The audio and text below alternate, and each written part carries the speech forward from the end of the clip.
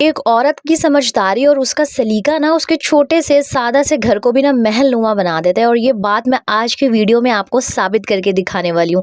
आज के व्लॉग में आपके साथ अपने किचन की डीप क्लीनिंग शेयर करने के साथ साथ कुछ ऐसी आदतें आपको बताने वाली हूँ, कुछ ऐसी टिप्स आपके साथ शेयर करूंगी जिनको अगर आप फॉलो करेंगे डेली बेसिस पर या वीकली बेसिस पर तो आपका किचन हमेशा नीट क्लीन और साफ सुथरा रहने वाला है। सबसे पहले आपको बताती चलूँ कि हमारे किचन में अक्सर ऐसे रुमाल दस्तरखान वगैरह होते हैं जो डैमेज हो जाते हैं, थोड़े से फट वगैरह जाते हैं। हम उन्हें रोटियों के लिए नहीं यूज कर रहे होते, पुराने रुमाल को ना हम बहुत सारे और कामों के लिए यूज कर सकते हैं। जैसे जब भी मैंने रोटी बनानी होती है, चाहे सुबह का नाश्ता हो या दोपहर का खाना, तो ये जो मेरा रोटियों का एक रुमाल है ये साइड से फट गया था, इसको मैं नीचे बिछा लेती हूँ शेल्फ के ऊपर। एक तो वो जो खुश्क आटा है वो भी शेल्फ पे नहीं गिरता, जो भी चीज़ गिरती है वो इसी कपड़े के ऊपर गिरती है। रोटियों से फ्री होने के बाद मैं इस कपड़े को बाहर झाड़ देती हूँ और जो मेरा शेल्फ है ना और काउंटर टॉप वो बिल्कुल साफ सुथरा रहता है। और दूसरा, जब हम रोटी बेल रहे होते हैं ना तो हमारा रोलिंग पिन बहुत ज़्यादा मूव कर रहा होता है, हिल रहा होता है, तो इसका एक फ़ायदा ये भी हो जाता है कि जो हमारा ये जो बेलना है ना, चकला बेलना, ये बिल्कुल मूव नहीं करता और ईजिली ना आप रोटी बेल सकते हैं। तो अपनी समझदारी और सलीकामंदी से ना पुरानी चीज़ों को भी डिफरेंट तरीक़ों से आप यूज़ कर सकते हैं। किसी भी चीज़ को फेंकने से पहले देख लिया करें कि और किस काम आ सकती है ये हमारे। अच्छा, डेली बेस पर ना हम किचन की सफाई करते हैं, सभी करते होंगे, लेकिन अक्सर ऐसे होता है कि हमें 100 और काम होते हैं लेकिन हम किचन को ना डीप क्लीन नहीं कर पाते। जब से रमज़ान ख़त्म हुआ था, ना ही मैंने अपना फ्रिज साफ़ किया था, ना ही मैंने अपना जो किचन था ना वो डीप क्लीन किया था। तो मैंने आज सोचा कि मैं फ्रिज की थोड़ी सी हालत ठीक करूँगी, साथ ही साथ अपना जो काउंटर टॉप है उसको अच्छे से सारी चीज़ें हटा के ना फिर क्लीन करूँगी, क्योंकि किचन एक ऐसी जगह है जहाँ हम औरतों का सबसे ज़्यादा टाइम गुजर रहा होता है। तो कोशिश किया करेंगे जहाँ अपने दिन का आधे से ज़्यादा हिस्सा गुजारना है, एटलीस्ट वो जगह इतनी साफ़ सुथरी तो हो कि वहाँ आके आप मेंटली रिलैक्स फील कर रही हो।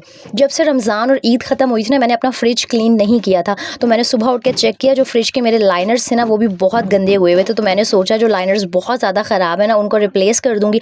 बाकी मैं फ्रिज को पहले मैंने सूखे कपड़े से अच्छे से क्लीन कर लिया था। उसके अलावा अगर आप चाहते हैं ना कि आपके फ्रिज में स्मेल वगैरह ना आया करे, तो बेकिंग सोडा और पानी का एक लिक्विड बना के स्प्रे बॉटल में डाल लिया करें। जब भी आप फ्रिज साफ़ कर रही होती है ना, उस लिक्विड को फ्रिज के अंदर स्प्रे करें और किसी खुश्क या गीले कपड़े से साफ़ कर लें। आपके फ्रिज में जो भी स्मेल वगैरह आ रही होती है ना वो सारी दूर हो जाएगी। यहाँ पर मैंने लाइनर्स चेंज कर दिए थे, जो बहुत ज़्यादा ख़राब थे ना उनको मैंने फेंक दिया था। अच्छा, मेरी बहुत सारी बहनें कह रही होती हैं कि लाइनर्स लगाने से ना जो फ्रिज की कूलिंग है उस पर इफेक्ट पड़ता है। तो मैं साल 1.5 साल से ये लाइनर्स यूज़ कर रही हूँ, कुछ भी नहीं होता, बिल्कुल ठीक मेरा फ्रिज कूलिंग करता है।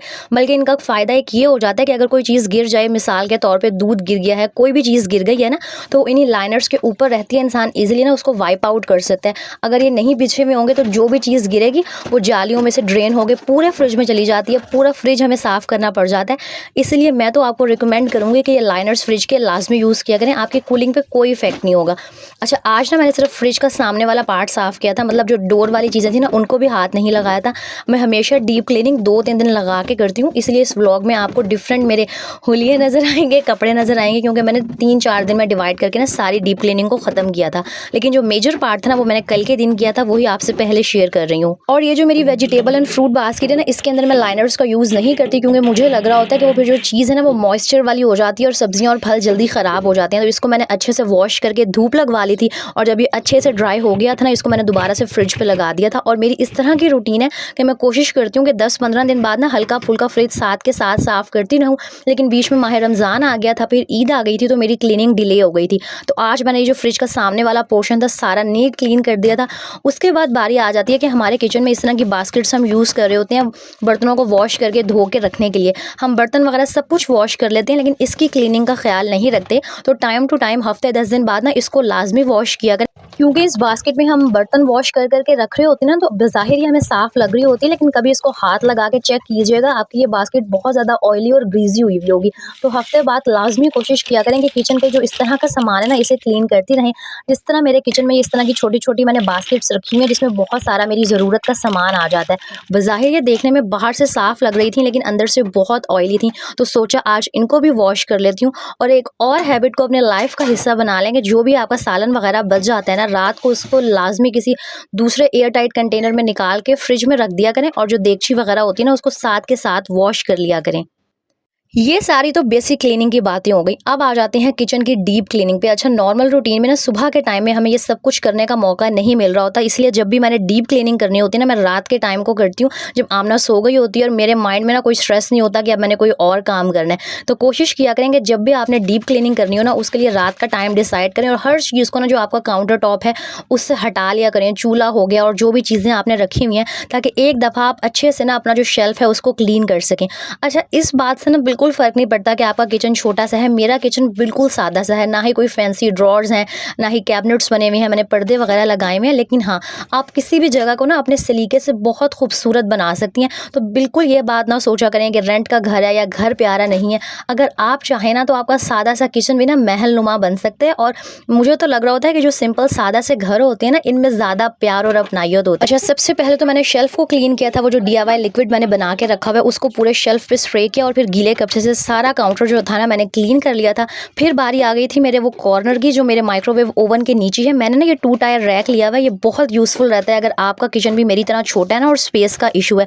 डॉलर शॉप से ये वाले रैक्स बहुत सस्ते मिल जाते हैं। मैंने तो काफ़ी टाइम पहले ना ये सिर्फ 170 का खरीदा था, अभी तक बिल्कुल ठीक है। इस रैक में मैंने वो वाले मसाले रखे हुए हैं जो डेली बेस पर मैं बहुत कम यूज़ कर रही होती हूँ, जैसे अनारदाना हो गया, मेथी दाना हो गया, अजवाइन, चाट मसाला, ये सारी चीज़ें। और इसका जो ऊपर वाला पोर्शन है ना, उसको मैंने ये जो अपनी ग्राइंडर मशीन है वो रखने के लिए मैं यूज़ कर लेती हूँ। बाकी ये एक स्लैब का पार्ट मेरे पास पड़ा हुआ था, मैं ना वो इलेक्ट्रिक चूल्हा भी यूज़ करती हूँ, तो उसके लिए मैंने स्लैब के ऊपर ना पेपर लगा लिया था। इसको भी रखा हुआ है मैंने कॉर्नर में सेट करके। और आप मेरे व्लॉग्स में डेली देखते हैं कि मैं डेली बेस पर चूल्हा साफ़ करती हूँ, लेकिन फिर भी इसको करीब से आप हालात चेक करें कि ये नीचे से भी ऑयली हुआ हुआ था, बहुत ग्रीज़ी और बहुत निशान थे। तो आज इसको भी डीप क्लीन करने की बारी थी। तो आप भी ना हफ़्ते 10 दिन बाद चलें, हफ़्ते 10 दिन बाद नहीं तो महीने में एक आधी दफ़ा ना अपने किचन का हर सामान हटा दिया करें। हाँ, ये काम बहुत हेक्टिक और मुश्किल वाला लग रहा होता है। अगर आपके घर मेड आती है तो बहुत अच्छी बात है, लेकिन अगर आपने अकेले ये सारी डीप क्लीनिंग वाला काम करना है ना, तो आपको यही मशवरा दूँगी कि आप 2-3 दिन में बारी-बारी सारा काम करें। अगर एक दिन में पूरा किचन क्लीन करने बैठ जाएँगी ना, तो आप बहुत थक जाएँगी और कोई दूसरा काम नहीं कर सकेंगी। अच्छा, जब आम रूटीन में मैं चूल्हा वगैरह साफ़ कर रही होती हूँ ना, तो वो सिर्फ़ ऊपर-ऊपर से साफ़ हो रहा होता है, लेकिन चूल्हे के नीचे वाला एरिया, साथ वाला हिस्सा, पीछे वाला एरिया, ये सब भी ना डेली बेस पर जब हम खाना बना रहे होते हैं, ऑयल की वजह से बहुत ज़्यादा ग्रीज़ी हो जाता है। तो जब भी आपने डीप क्लीनिंग करनी है ना, अपने चूल्हे को अच्छे से क्लीन लाज़मी करना है। और मेरी जिन बहनों के चूल्हे इस तरह मेरी तरह है ना, ये एलपीजी वाले चूल्हे जो आजकल चले हुए हैं, ये काफ़ी अच्छे हैं। अगर कोई चीज़ उबल भी जाती है ना, तो वो नीचे शेल्फ़ पे गिरती है। तो इसका ये जो नीचे वाला पाइप आपको नज़र आ रहा है सिल्वर कलर का, इसके ऊपर भी बहुत ज़्यादा चिकनाई जमी हुई होती है, तो आपने इसको भी क्लीन करना बिल्कुल नहीं भूलना। इसके बाद जी बारी आ गई थी ये रैक्स वगैरह को साफ़ करने की। और मैंने पहले भी बताया आपको कि अगर आप रेंट के घर में रहती हैं, आपके किचन में शेल्फ वगैरह कम है और आपको समझ नहीं आता कि आपने सामान को किस तरह से अरेंज करना है ना, तो इस तरह के रैक्स और शेल्फ अपने किचन में लाजमी ला के रखें। एक तो ये स्पेस बहुत ज़्यादा सेव कर देते हैं और दूसरा हम इसमें ना किचन का बहुत ज़्यादा छोटा-छोटा जो सामान है ना, वो यूज़ करने के लिए सामने-सामने रख सकते हैं। एक तो ये अच्छे भी लगते हैं और बहुत सारा सामान ना इनके अंदर अरेंज हो जाता है।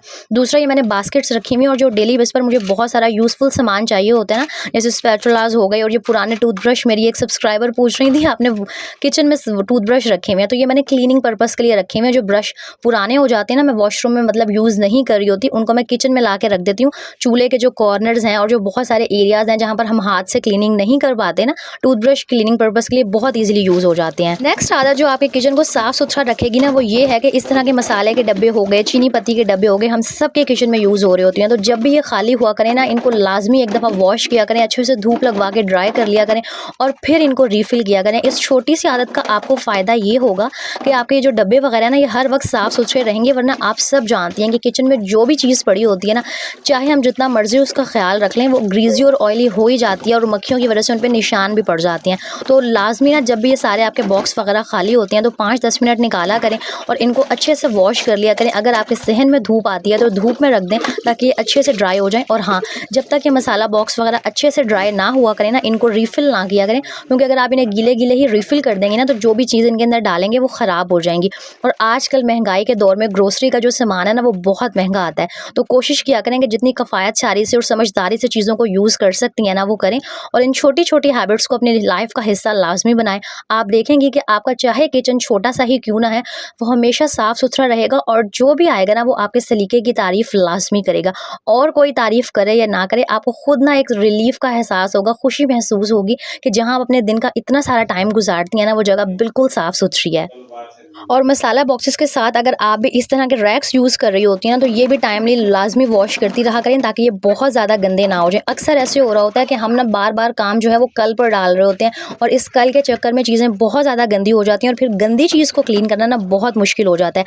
यहाँ आप वीडियो में देख सकते हैं कि मैंने जो भी चीज़ वॉश किया ना वो ज़्यादा गंदी नहीं थी, क्योंकि मेरी आदत है कि मैं 10 दिन बाद ना किचन की हर चीज़ साथ के साथ वॉश करती रहती हूँ। यही रीज़न है कि ये ना जो व्लॉग है मैंने 2-3 दिन लगा के शूट किया था, क्योंकि मैंने एक ही दिन सारा काम नहीं किया था। और एक और बहुत ज़रूरी टिप आपको देना चाहूँगी, अगर आप इस तरह के वुडन स्पैचुलास यूज़ करते हैं ना, तो हम बेशक इन्हें डेली बेस पर वॉश कर लेते हैं, लेकिन फिर भी इनके अंदर बहुत ज़्यादा चिकनाई होती है। तो चूल्हे पे अच्छे से पानी पका लिया करें, उसके अंदर डिश वॉश ऐड किया करें और इन जो चम्मच होती है ना आपके, इन्हें 5-7 मिनट के लिए चूल्हे पे पकने के लिए रख दिया करें, बिल्कुल हल्की आँच पे। ये ना हो कि आप पूरा चूल्हा खोल दें और आपके चम्मच जल जाएँ। यहाँ पर आप चेक करें कि पानी कितना ज़्यादा गंदा हो गया था, मतलब इन चम्मच के अंदर से इतनी ज़्यादा ऑयल और ग्रीस निकली थी। तो 10 दिन बाद लाज़मी अगर इस तरह के वुडन स्पैचुलास है ना आपके घर, उनको क्लीन किया ही करें।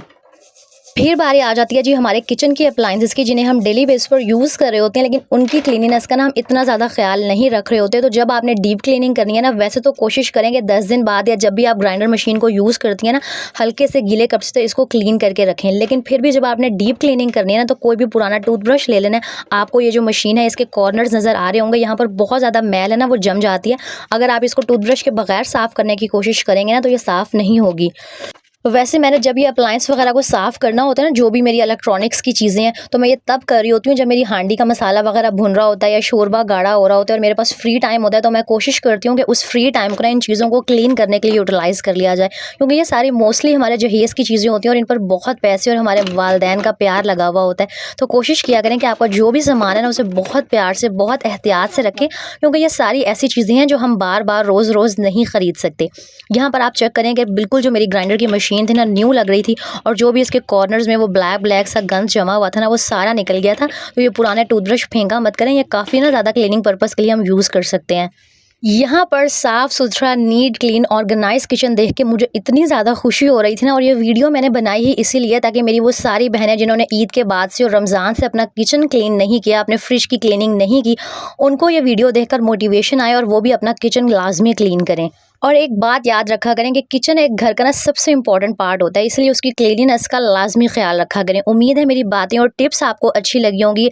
लाइक, शेयर, कमेंट करना मत भूलिएगा। अल्लाह हाफ़िज़।